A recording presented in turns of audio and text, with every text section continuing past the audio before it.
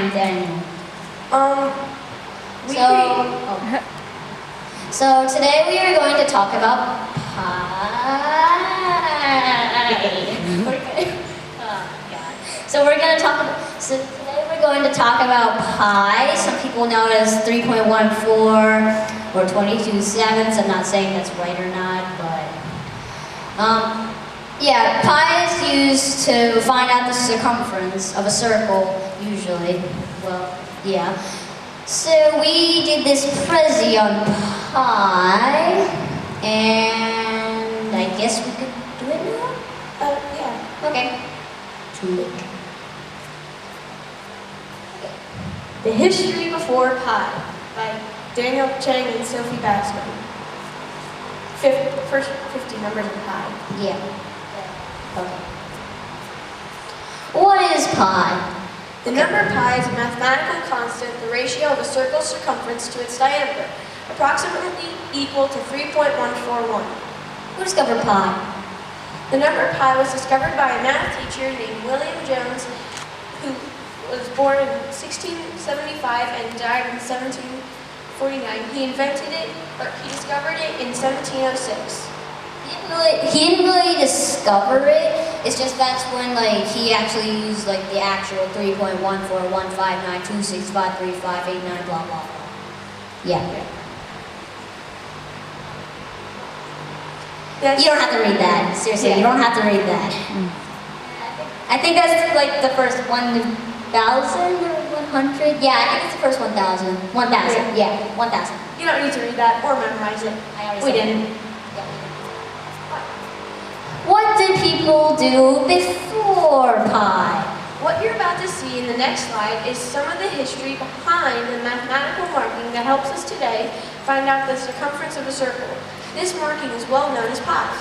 Well, so basically in the next slides I'm gonna say a little stuff about area and a little stuff about circumference, and then I'm gonna say what they did without pi. History. Area.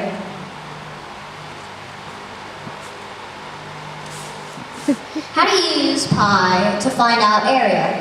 To find area with pi, 3.14159265358 blah blah, you need to do the following equation. Here's an example.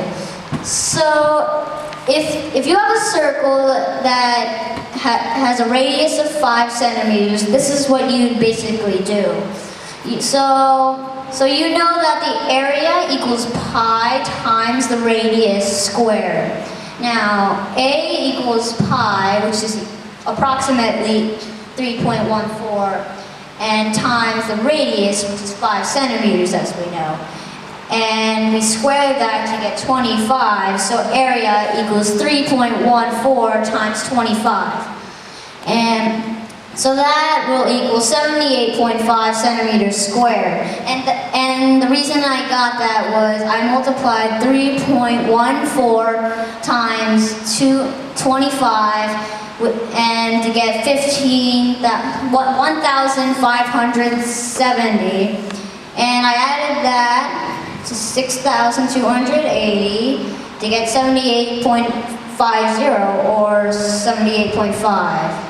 The 1,570, we didn't put the decimal because... Yeah, we forgot to put the decimal. Yeah, it's supposed to be 15.70 and 62.80. Yeah. All of this is basically what it says in the video, which you don't have to play. Yeah, we don't have to play that. Yeah. Okay. Circumference.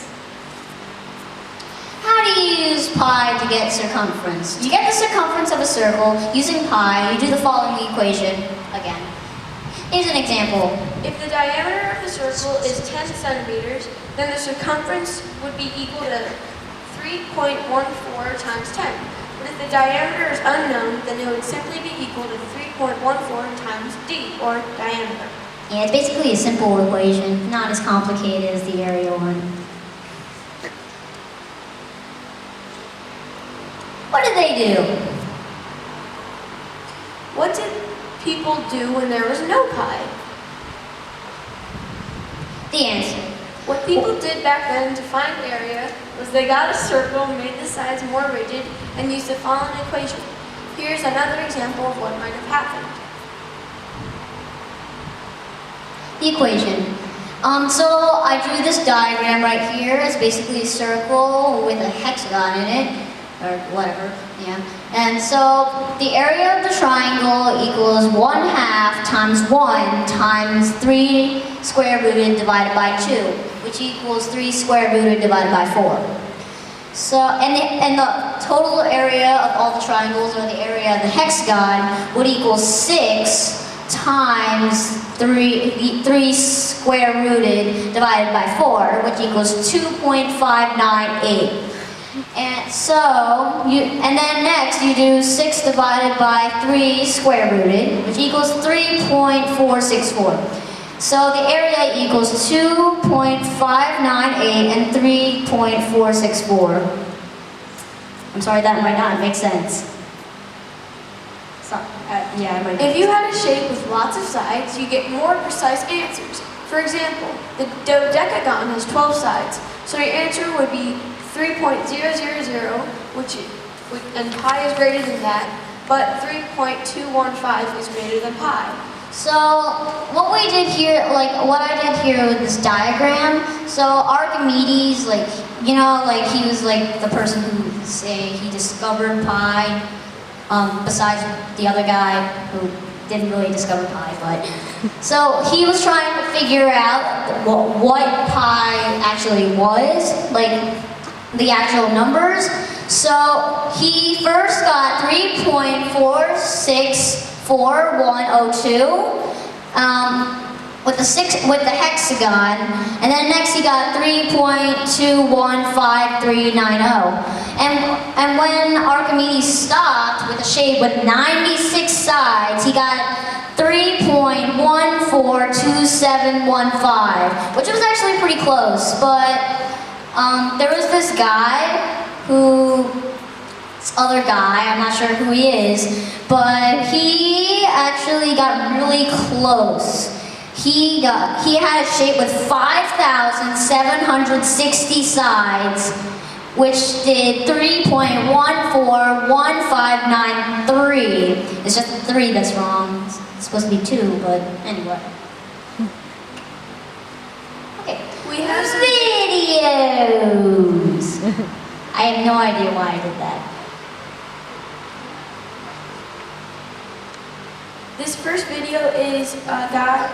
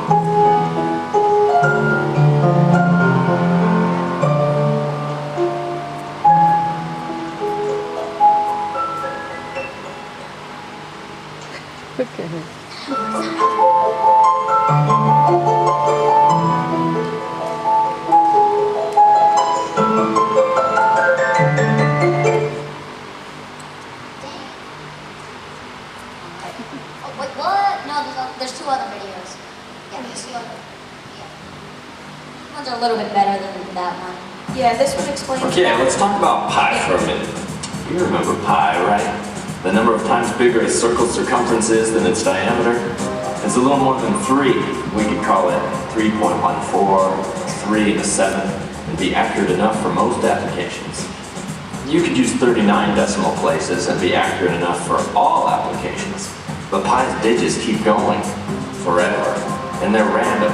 So this means you can find your birthday in pi. Mine occurs at the 33,870th decimal place.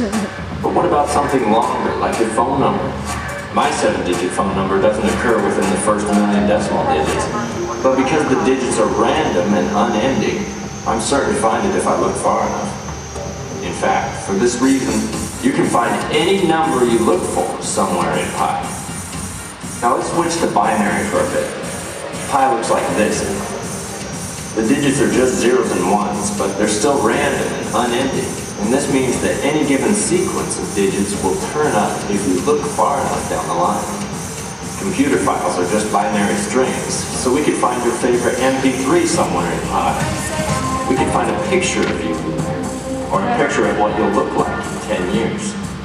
It's not likely that we'll find a particular sequence of digits quickly, but we can rest assured that it's in there somewhere. There's the sound of your first words. There's the video of your 10th birthday party. Your DNA is in pi, along with the DNA of every other creature. Every YouTube video, every Wikipedia article, every piece of information that will ever exist is sitting there, already, somewhere in those digits. So think about that the next time you see the circle.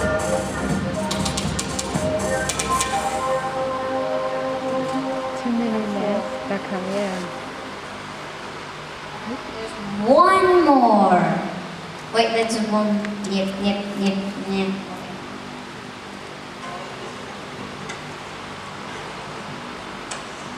This has a little bit more stuff, but some of it's like kind of the same as the other video, but it has a little more stuff. See. Pi. Can any of you tell me what it means? I'll settle for an intelligent question here. Yes. My friend has a question for Mr. Swift. What is any of this good for, and when would we ever use it? Let me show you.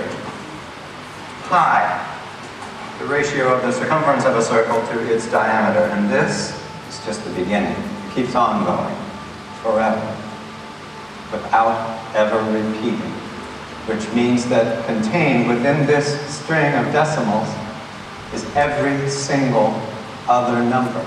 Your birth date, combination to your locker, your social security number, it's all in there somewhere.